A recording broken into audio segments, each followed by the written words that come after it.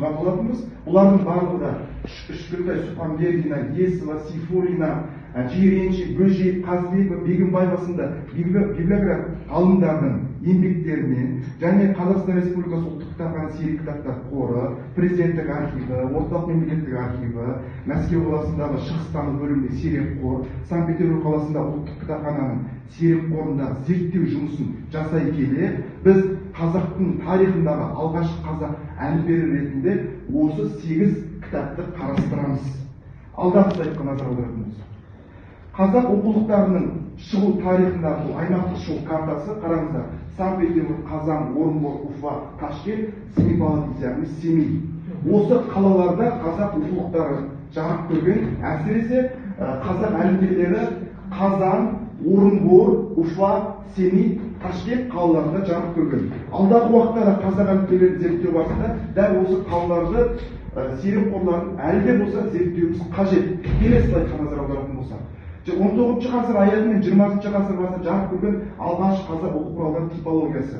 Жалпы біздің зерттеуімізде 1879 пен 1922 жыл аралығында 47 оқулық жарық көрген. Оның ішінде діни оқулық, әліпбе, хрестоматия және оқулыққа қосымша материалдар. Соның ішінде әліпбе 8, ал хрестоматия 17. Сонда бұл 47 оқулықтың ішінде әліпбе 21%-ды құрайды. Келесі слайдқа назар аударсақ. Енді қазақ тарихындағы ең алғашқы әліпбелердің бірі бұл қазақша әліпбе Мұхаммед Ораз Нұрбайдың Уфа қаласында жарық көрген әліпбесі. Әліпбе 47 беттен тұрады, 3 бөлімге бөлінген. Алғашқы бөлімде ол әріпті үйретсе, екінші бөлім Құран сүрелері, үшінші қырағат, яғни оқу мәтіндері берілген. Бұл еңбек қазақ қаріпке түспеген, ғалымдар зерттеген. Десек те бұл автор Мұхаммед Ораз Нұрбай Қызылжари дейді, өзінің тегін Қызылжар қаласында оқытушы болған. Бұл туралы дерек Қазақ газетінде, Айқап журналында көптен кезегеді. Десек те Мұхаммед Ораз Нұрбаевтың біз суретін таба алмадық. Алдағы уақытта да осы архив жұмысымен осы тұлғаны зерттеуіміз қажет. Енді слайдқа назар аударатын болсаңыздар, бұл міне кітаптың алғашқы мұқабасы. Енді мен бұл жерде сіздерге қазақ әліпбе атты оқулығының 6 сөзін ұсынып отырмын. Бұл түп нұсқасы, бұл қазір қаріпке түскен нұсқасы. Келесі слайдқа назар аударатын болсақ. Бұл жерде міне жаңа айтып өткен мәселе, бұл жерде міне қараңыздар, А деген әріп тұр, О деген әріп тұр, және Р деген әріп тұр. Міне бұл үшке бөлінгені, бұл қирағат мәтіні. Мына жерде Ата деген мәтін, мынау оның қазір қаріпке түскені. Бұл оқу мәтіні. Бұны да қазір уақытта зерттеуіміз керек. Нағыз әдістеменің және сөйлемдердің беруіне назар аударатын болсаңыздар, нағыз әдістеменің негізгі көзі осы оқу мәтіндерінде жатыр. Келесі слайдқа назар аударатын болсақ. Енді 1910 жыл жарық көрген тағы да бір әліпбе бар. Бұл Зәки Ерғали Бөкей деген тұлғаның қазақша әліпбе атты еңбегі. Бұл Зәки Ерғали Бөкей осы Бөкей ордасында оқытушылық қызмет атқарған, осы 57 жылға дейін өмір сүрген. Біз зерттеуімізде Зәки Ерғали Бөкейдің шөбересімен байланыс жасадық және оның Инстаграм парақшасынан оның жары мен атасының, үлкен атасының осындай суретін пайдаландық. Ал енді Зәки Ерғали Бөкейдің бұл Мұхаммедия медресесінде білім алған кездегі суреті. Бұл еңбекті біз Алматы қаласынан емес, Санкт-Петербург қаласында ұлттық кітапхананың сирек қорынан тапқан болатынбыз. Ешқандай бет ашылмаған, сол қалпы сақталған. Міне сіздерге мен оның түпнұсқасын көшірмесін ұсынып отырмын. Бұл еңбектің қандай ерекшелігі бар дегенде келесі слайдқа назар аударсақ. Алғашқы бөлімде яғни әріп үйретеді, бірақ та сіздерге мен осы әліпбенің басты ерекшелігін айтатын болсам, әліпбенің негізгі функциясы балаға әріп үйрету, сауаттылық, дұрыс қой. Бірақ сіздер қай әліпбені көрдіңіздер, сол мына әліпбенің ішінде математикалық амалдар, көбейту, қосу, алу амалдары бар.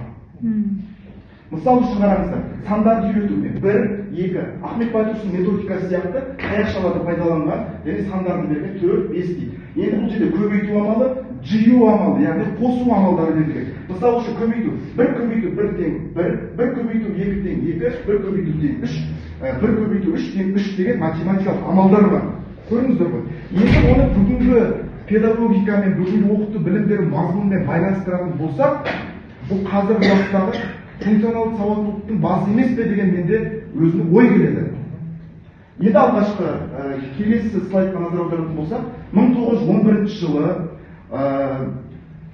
Ғалия медресесінде оқыған қазақ-қырғыз, яғни Хафиз Сәрсеки мен Ишанғали Арабаев 1911 жылы әліпби яки тілдік оқу деген оқулық жазады.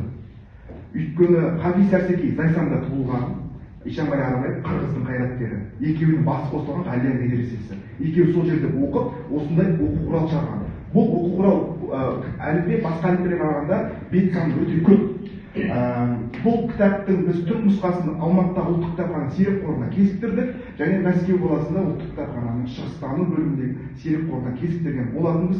Екі дерек қордағы мәліметтерді саралаған кезде көбіне көп нұсқа жағынан, беттердің толықтығы жағынан, және де әріптердің көрінетіндігі жағынан Алматыдағы нұсқа бізге көбірек пайдасын тигізді. Келесі слайдқа назар аударатын болсақ, міне қараңыздар, бұл жерде әрине әріп үйретеді. Одан кейін бұл жерде қирағат, яғни оқыту мәтіндерінен жыл аттары, ай аттары, сан атаулары сияқты мәтіндер бар. Жалпы 47 мәтін берілген. Бұл мәтін жағынан да ең көп. Ал енді мәтіндерді біз осылай жіктейтін болсақ, көбіне мысал, әңгіме, ертегі, сан атаулар, ай есімдері, зат атаулар берілген. Келесі слайдқа назар аударатын болсақ, бұл енді 1913 жыл Ахмет Байтұрсынов оқу құралы жарық көргеннен кейінгі еңбек. Кенжеғали Ғабдоллаұлы алаш қайраткері, Қазақстан бұл кісі де осы батыс Ақтөбе қаласында өмір сүрген. Бұл кісінің ұрпағы қазір уақытта мектепте мұғалім. Біз ол кісімен де байланысты. Кенжеғали Ғабдоллаұлы бұл репрессия құрбаны, ату жазасына кесілген. Суретте бұл екінші тұр. Бұны біз президенттік архивтің 896 қор бірінші тізбе 38-37 істен тапқан болатынбыз. Ал енді бұл жерде алғашқы әліппесінің мұқаласы берілген. Келесі слайдта бұл әліппенің ерекшелігін айтамыз. Қазақ тарихындағы ең алғашқы суретті әліпби. Білім беру жүйесін байланыстырған кезде көбіне әдісіне байланысты. Келесі слайдқа назар аударатын болсақ, біз осы әліппені қазақ қарпіне түсіріп жатырмыз, сол жұмыс барысынан. Келесі слайдқа назар аударсақ, қорытынды. Жалпы мен сіздерге қазір 4 әліпби ғана көрсеттім. Десек те оның ішінде Ахмет Байтұрсынов оқу құралы бар еді, басқа да әліппелер бар. Бұлардың бәрі толыққанды зерттелмеген, ақтаңдақ оқулықтар ретінде бұл оқулықтарды зерттеуіміз керек. Жай ғана зерттеп қоймай, бүгінгі білім беру мазмұнымен байланыстыруымыз керек. Өйткені қазақ ұлтының, қазақ педагогикасының брендін іздесеңіздер, осы оқулықтарда жатыр. Бірақ бұл оқулықтарды біз төте қаріппен қазір қаріпке түсіріп, дұрыстап тұрып зерттемесек, егер бұл оқулықтар қазір уақытта сирек қорда шаң жүріп жатыр. Сондықтан да шеттен, басқа мемлекеттерден педагогикалық өрнектер іздемей, өзіміздің тарихымыздағы тұлғалардан педагогикалық әдіснамалар іздеп, ол сіздердің және біздердің басты мақсатымыз. Келесі слайд, назар қойып тыңдағандарыңызға рахмет.